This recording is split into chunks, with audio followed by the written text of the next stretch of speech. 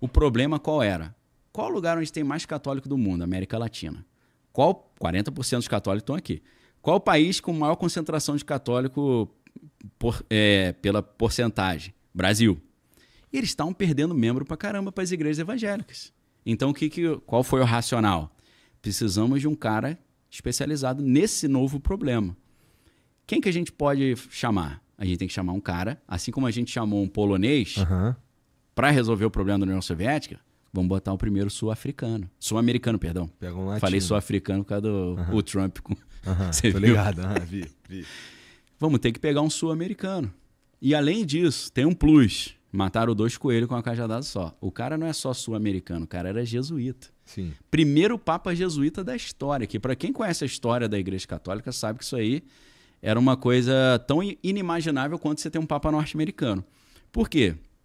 Os jesuítas foram criados... Deixa eu explicar não porque... Tudo que você quiser, Daniel. Tá bom, vamos embora. Demorou. Eu vou pegar um caminho mais fácil, porque senão ia queimar a largada aqui. Porque se eu falar... por que o jesuíta era improvável, é melhor falar para que inventaram os jesuítas primeiro. Boa. O que acontece? Em 1517, Martinho Lutero faz a Reforma Protestante. E guarda aí, galera, guarda na gavetinha que ele era um monge agostiniano, da Ordem dos Agostinianos, beleza? Que vai ter a ver com o Papa Leão XIV. Então, Martinho Lutero era um monge agostiniano que fez a Reforma Protestante, tá? Não vamos entrar no mérito se foi bom, foi ruim, como é que foi e tal. Tem a ver com as indulgências. Porque aí senão a história vai ficar meio longa. Tem a ver com o lance da Igreja Católica vender indulgências. Vender a salvação, Isso. vender, né? O cara quer ir pro céu, paga a indulgência aí. Porque o Papa Leão X, tá? Leão X, aí tem o Leão XIV agora. Leão X era da família Medici, ou Médici, né? Pro carioca. E ele queria embelezar a Basílica de São Pedro. Precisava de grana. Precisava de muita grana. Aí Aí os caras falaram, e agora? Ele falou, agora a gente vai instituir um ano de jubileu. Aí ele falou, pô, mas já não tá na época, é de 50 anos. Ele falou, não, pô, ano de jubileu é excepcional, especial. Entendi. Pô, né? Pra gente financiar aqui, aí mandou brasa. Só que aí chegou o maluco lá, o Johann Tetzel, que era o cobrador ali de indulgência lá na Saxônia, lá não tinha Alemanha ainda, né? Era Saxônia. Ele chegou lá e falou, ó, quem quiser que a alma da sua querida vovozinha suba imediatamente do purgatório, é só jogar uma moedinha aqui no baú. Quando o barulhinho da moeda bater no fundo do baú, a alma da sua vovozinha vai subir. Pô, o Martinho Lutero agarrou o cara e falou, ó, tu vai falar mentira aqui não, hein, pô. Porra, que safadeza, Sabe né? o que o Martinho Lutero disse pro cara que dizem? Se você voltar aqui, eu te arrebento. Caraca, sensacional. O cara é maluco, tá né? Certo. É. Imagina, você defende, você viveu, você acredita naquilo ali, você é um sacerdote pra valer do cristianismo. Sim. E chega um cara falando que quando tu jogar a moeda, tua alma... A alma da vovó... É tipo falar pros outros que apostar no tigrinho, tu vai ganhar dinheiro, pô. O cara ainda mandava assim, pô, quem que não faria isso pela sua querida vovozinha, né? Pegou pesado. Né? Pô, a vovozinha, a gente fina, fazia um mingauzinho show de bola, né? Vou dar uma moral, aquele né? cafezinho ali no fim de tarde. Cara, assim, pô, o pessoal tá falando, Daniel é evangélico, tá zoando. Cara, a igreja evangélica também, pô, tá uma bagunça geral. Não tô querendo dizer que é só a igreja católica que faz isso, mas talvez as evangélicas não foram as primeiras, não. O pessoal aprendeu a vender terreno no céu com o pessoal que veio antes. Tá? Então é uma bagunça também, infelizmente. Tá tudo bagunçado e tudo infiltrado. Mas aí, o que acontece? O Martinho Lutero começa essa parada da Reforma Protestante e a galera começa a sair da Igreja Católica e ir para os protestantes. Se a igreja não fizesse nada, ele ia falir, meu irmão. Aí ia sair todo mundo. Fiéis, né? Precisava fazer uma contra-reforma. 1500 e pouquinho, né? Então, 1517 foi a reforma, 31 de outubro, que é o dia clássico, né?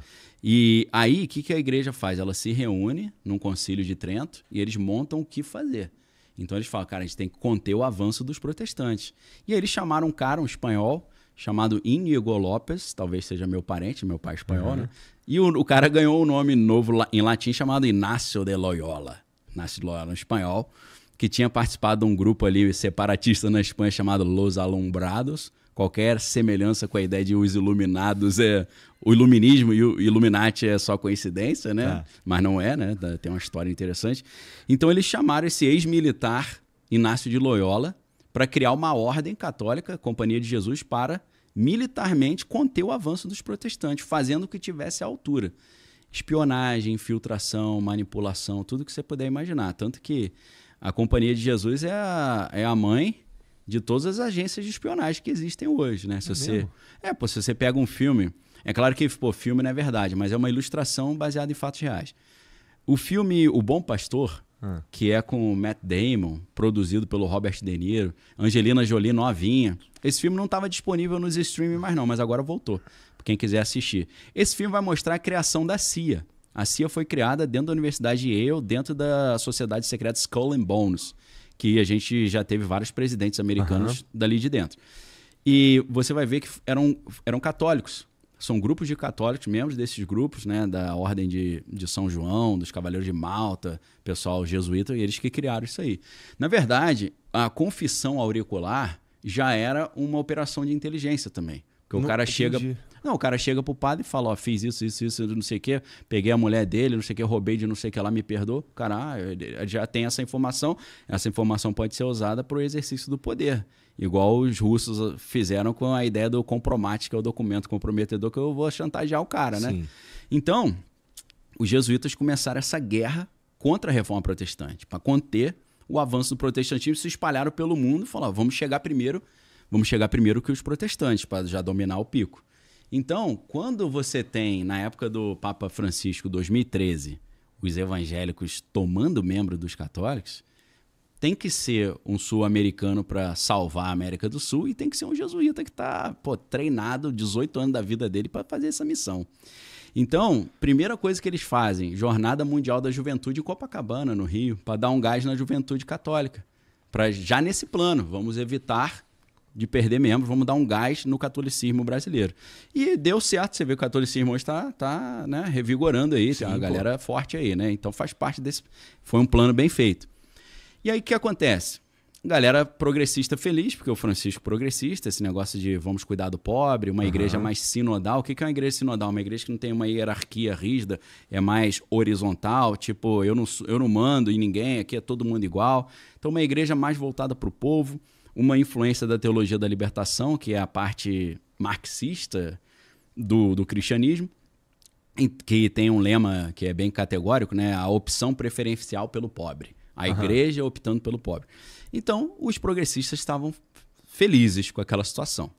Só que o Papa Francisco, o que ele fez? O cara jesuíta não é bobo, né? Deixa eu agora contar a segunda parte, que é por que era improvável ter um Papa jesuíta e por que, desde os anos 1500, nunca tinha tido um Papa jesuíta até hoje. Os jesuítas foram ficando tão fortes com esse negócio de espionagem, poder, militarismo, que eles a igreja ficou com medo deles assumirem o poder, já assumiu o controle, dominarem tudo. Então, da própria igreja. Da própria igreja, eles serem mais fortes que a própria igreja. E aí, em 1773, o Vaticano cancelou os caras. Falou, acabou, não existem mais. Os caras ficaram irados, né? Falou, pô, mas como assim? Como é que a gente deixou chegar nesse ponto? E aí, só de anedota aqui para quem gosta de maluquice, 1773, os jesuítas foram cancelados. Em 1776, um cara que foi formado pelos jesuítas na antiga... não tinha Alemanha ainda, no que viraria a Alemanha, chamado Adam Weishaupt. Ele era professor de Direito Canônico numa universidade, chamada Universidade de Ingolstadt. A gente está falando... O que é Direito Canônico? Direito Canônico é direito relacionado à igreja. Tá. Como é que é toda a parte jurídica da igreja. Entendi, tá bom. Tá? Que é um assunto interessante pra caramba, né? Você vê o conclave, é cheio de regrinha. Na verdade, tem um monte de... profissional do direito canônico, professor, que diz que a igreja está uma bagunça, porque o Papa Bento XVI ele não teria, de fato, no papel, dentro do direito canônico, renunciado. Ele renunciou ao exercício do papado, mas não à condição de papa. Porque tem dois aspectos no direito canônico do ofício do papa. Tem o munus, que é o exercício no dia a dia, e a cátedra, que é o fato dele estar sentado na cadeira. Ele renunciou só ao munus, não renunciou à cátedra. Por isso você tinha dois papas. Então tem gente que falou, pô, o Francisco não é papa, porque o outro ainda era. Aí entra a história dos antipapas, que são os papas ilegítimos dentro do direito canônico. Já houve vários na história. Teve uma época que tinha 3 papas ao mesmo tempo. Tinha uma guerra entre os papas, né? Viagem. Então, mó doideira. Então, direito canônico é interessante pra caramba, né? Dá uns debates legais. Então, esse cara, em 1776... ele montou um plano para acabar com as monarquias europeias e criar uma espécie de república em cima disso. Então ele montou uma conspiração, isso é histórico, né? É documentado. Então ele cria uma sociedade secreta que era tipo uma supermaçonaria para derrubar as monarquias da Europa e acabar com o antigo regime das monarquias europeias. Tá. Só que esse plano estava sendo espalhado, um cara estava de cavalo lá mandando as cartas, aí caiu um raio no maluco. Porra. O cara morreu, caiu, os papéis ficaram todos espalhados. A galera olhou e falou: ih, aqui, ó, estão montando um plano aí, subversivo, prenderam todo mundo. Aí a galera saiu fora, muitos foram para França. Deus não queria que isso acontecesse. Com certeza. Naquela época, né? Porque acabou acontecendo depois, né? Entendeu? Atrasou só um pouquinho. Atrasou um pouquinho. Porque, pô, esse grupo foi pra Itália, né? Lá na Itália tinha um que continuou esse plano, foi um cara chamado Giuseppe Mazzini. Giuseppe Mazzini, ele é o pai da máfia siciliana. Aí tem a relação da máfia italiana com esse negócio de maçonaria, sociedade secreta. E aí, na França, eles criaram um grupo chamado a Liga dos Justos, ou a Liga dos Homens Justos, que eles se inspiravam nessa ideia de iluminação para poder acabar com as monarquias e fazer um governo do povo. Então você tem ali o germe de uma revolução burguesa. Tá. A burguesia quer destronar a monarquia. Então, aí eu expliquei por que entrou um americano. Isso. Aí eu estava falando do agostiniano, porque esse Robert Francis Prevost, que é o Leão XIV, ele é agostiniano. Agostiniano tem dois aspectos nele que ajudam ele a continuar o trabalho do Francisco na América Latina, segurando os católicos para não virar evangélico. Primeiro, ele também é latino-americano porque ele é peruano, né? Naturalizado.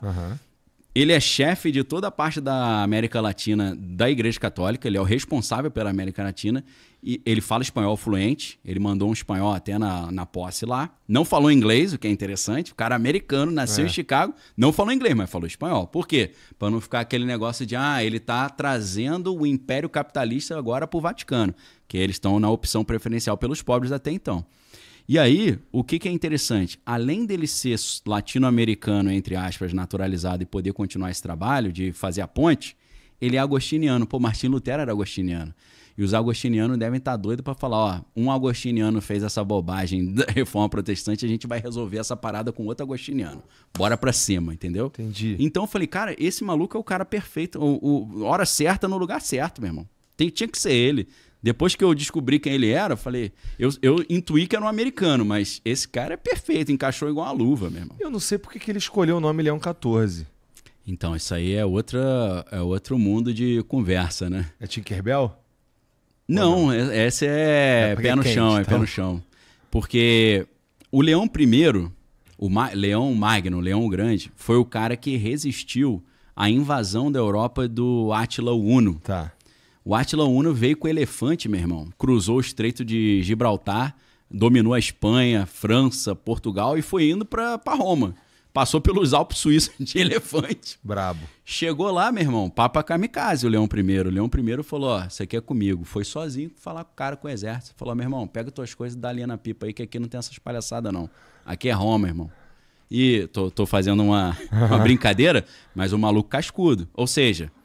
Ele foi um papa corajoso que resistiu a um momento sério ali de guerra. Então um nome pesado, né? Forte. Leão I. O Leão X foi o cara que deu mole e deixou Martim Lutero fazer a reforma protestante. Então quando você pega um cara leão e agostiniano, tu vai para 1517, a zebra que deu com Martim Lutero. Então talvez ele seja o leão que dessa vez vai mandar não o Átila Huno, mas o Martim Lutero para casa. E aí tem o Leão XIII. Leão XIII, que foi o último leão antes dele, foi o cara que falou... Ele fez uma encíclica papal, uma bula papal, chamada Rerum Novarum, que é das coisas novas. Aí você fala, que coisa nova? Opção pelos pobres. Vamos ser uma igreja mais social. Então esse cara tá puxando reforma protestante, ele tá puxando coragem, ele tá puxando a parte social mais progressista. Pô, o nome Leão caiu igual a luva. Foi perfeito. Tudo, então. Todo o cenário ali. Cara, perfeito. Tinha que ser esse cara, meu irmão. E, mais uma vez, eu repito. Essa galera não brinca em serviço. Os caras estão aí há 2000 anos. Então, a galera sabe jogar o jogo muito bem. É tudo muito redondinho. Ali não tem bobo, não. Entendi. E aí... Mas se a gente estiver falando que a gente está chegando num momento de apocalipse, então isso faz dele um falso profeta. Né? Faz dele um cara misterioso, perigoso. Faz dele um cara que pode se revelar como alguém que vai... E tu disse que ele era uma esfinge, né? É difícil de ser interpretado, porque ele é um camaleão, uma esfinge, né? Me interpreta ou te devora. Aí entra um negócio mais louco, que é uma perna é Tinkerbell, a outra é pé no chão. Uma perna tá voando, a outra tá no chão. Cara, existe um livro de 2013 chamado Exovaticana, de uma duplinha chamada Thomas Horne e Chris Putnam. É um tijolaço de 657 páginas que a história era o seguinte. Esses caras escreveram um livro chamado Petrus Romanus, que faz uma referência à profecia de São Malaquias dos papas. Você já deve ter ouvido falar nisso, né? Na profecia dos papas. Então, o último papa, que seria o último papa da existência da Igreja Católica, seria um cara, segundo essa profecia, que tem 50% dela é forjada, o outro 50% não tem como forjar porque foi de 1550 para frente. Para trás eles forjaram tudo, botaram só os amigos. Para frente, como é que o cara vai saber? Ou o cara chutou e acertou assim, com 0 de chance, ou o maluco fez um download de alguma informação ali. O último dessa lista é o Papa número 112 de 1113 para frente, né? Que é onde começa a lista. O último seria, o apelido dele é Petrus Romanus, ou Pedro de Roma. E a profecia fala que ele ia governar o Vaticano em um momento de muito caos, tentando cuidar das ovelhas, e depois viria o fim. Aí o cara fala, pô, fim é o fim dos tempos, né? Apocalipse que acabou, não tem mais Papa. Então, a galera, por causa disso, Petrus Romanus, começou a pensar, vai ser o Parolin, então, que é o romano, que é italiano, né? Não nasceu em Roma, mas é italiano. Só que aí a galera é tão sambare. Isso é uma parte sambare e uma parte fundamentada, porque no livro Petrus Romanus, no estudo das profecias, os caras identificaram mensagens codificadas em letras separadas, ou letras no início de cada palavra, por exemplo. É uma loucura, tipo aquele livro, O Código da Bíblia, que o cara mistura as letras em hebraico e acha queda da Torre Gêmea, né? A mãe de Ná, acha tudo ali, né? É meio maluco, mas já veio a galera falando, peraí, o nome dele não é Pedro, nunca teve nenhum papa chamado Pedro, porque eles entendem que Pedro foi o primeiro papa, eles acham que é ofensa tu chegar, não, eu sou Pedro. Falar, pô, meu irmão, baixa a bola aí, né? Então a galera tava achando que ia chegar um cara com o nome Pedro. Por isso que quando me falaram, eu tô na live, a galera lá, é o americano, me fala o nome que ele escolheu. Me fala o nome. Que eu falei, se for Pedro, ferrou, né? Aí, Leão 14. Falei, beleza. O Petrus Romanus, se você pega Petrus em latim e pega o sobrenome desse Papa Leão 14, Prevost, você tem quase Petrus se você troca as letrinhas. Aí nego já mandou um sambar. Ele é o Petrus Romanus. É que as letrinhas deram um defeitinho e vieram trocadas. Já pensou? Mandaram essa. Muita loucura. E você que tá assistindo esse vídeo aqui no Talk Flow, dá pra você virar membro, cara, do Flow agora. É um botãozinho do lado do botão de se inscrever. A gente faz um programa semanal só pros membros. Olha. Então fique esperto aí. Se quiser virar membro, tá bem aqui do lado. É mó merreca, custa menos de R$8, irmão.